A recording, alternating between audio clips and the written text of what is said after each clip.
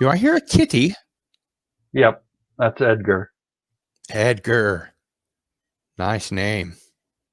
He's getting hungry, I think. Yeah, I know. As we're wrapping up, I did want to ask you if you've been sort of on the other side. There are all the comparisons made from Star Trek to Star Wars, and either you're into one or the other. And I've never understood that because, you know, when I was a kid, Star Wars was just the coolest thing. And, you know, all my friends were collecting Star Wars action figures and cards and stickers and all that kind of stuff. Do you keep up with the Mandalorian and stuff like that? Yeah, I've been watching The Mandalorian. What do you think? And I love it. I think it's fantastic. Yeah? Yep, absolutely. I assume you also saw the Disney Sequel Trilogy. I did. So one question I have for you that I ask a lot of people is, was the Disney Sequel Trilogy so disappointing that it brought the expectations down so low that what might have been a mediocre TV show we now think of as really good? No, I don't think that at all. You think it's just a really good show? I do. Please elucidate. Well, I don't judge things against other things for the most part. Just like I don't judge, you know, movies or TV shows based on the book that they're adapted from. I judge them on their own merits. And Boy, Will Smith gets away very luckily with that with I Am Legend, but please continue. But yeah, I wasn't thinking it was going to be anything until I watched it. I found the sequel trilogy, at least what we did we see it all at that point? I think we did. But, I only watched the first two films. I also watched Rogue One, which I thought was pretty good. Yeah, Rogue One is pretty great in my opinion. In my own rating system, Rogue One is the third best Star Wars movie. Mm-hmm. I've heard that before. Yeah. After the very I might first even agree two. with it. Yeah. I might even agree with that. My go-to trilogy would be Rogue One, Star Wars, and Empire Strikes Back. Right. That's a pretty hard trilogy to beat, in my opinion. And back to the Mandalorian, how do you feel about, I think, what's been termed stunt casting with all of the callbacks and, you know, Carl Weathers and Katie Sackhoff, et cetera, et cetera? I don't consider any of that stunt casting. I thought they decided those were the best people for each role. Mm-hmm. The reason Katie was cast, I think, was because the animated version of that character was very much based on her. What I think it was voiced by her. Oh, it was, of course, but you know, there's a big difference between voice acting and acting on screen. Sure. But you know, I would assume that they actually in some way based the look of the character on her also, as they did with some others, while others are completely different. Bo-Katan is the name of her character, right? Yeah. From the clan Kryze. But yeah, I never got into the Legends or Rebels or the animated show, although I understand they're good. I should probably watch them. Oh, absolutely. I just I don't have Disney Plus and probably won't at any time in the future. But yeah, they're really good. The only reason that Anakin's turn makes any sense is because of the Clone Wars, right? TV show. Because they completely fleshed that out and showed much more of that progression of him becoming more and more disillusioned with the Jedi Order and the Council in particular and all of that. Mm-hmm. And Ahsoka Tano plays a huge role in that, in spite of the fact that she never appeared in the movies.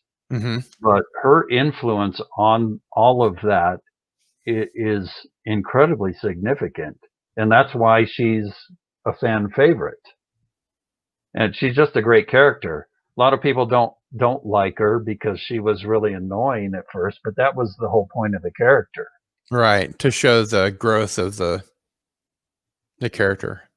But even more importantly, she was assigned to Anakin as his Padawan to test him. Oh, that It I was didn't know. It was as much about Anakin as it was Ahsoka. Mm-hmm. That's exactly why Yoda wanted her to be Anakin's Padawan, I see. because Anakin needed to learn more patience and Temper. responsibility, Mm-hmm. and she was extremely annoying, and I think a lot of people just took that as either bad writing or bad performing, but that was the Right. whole point of the character, and she may have one of the best and broadest arcs in the entire Star Wars universe Wow. because of that. From where she starts her entire journey to where she ends up. And that's why she's a favorite character of so many fans. For fans like me that are just, movie fans and haven't seen, the animated stuff, that sounds to me like a great incentive to get into it. Absolutely.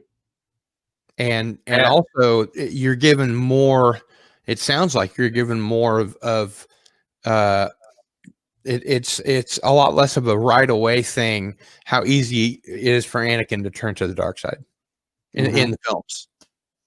Oh, it's amazing how much they explored Anakin in the Clone Wars series, and really make you like him a lot more than you do from the movies, Mm-hmm. and that makes his turn even more tragic.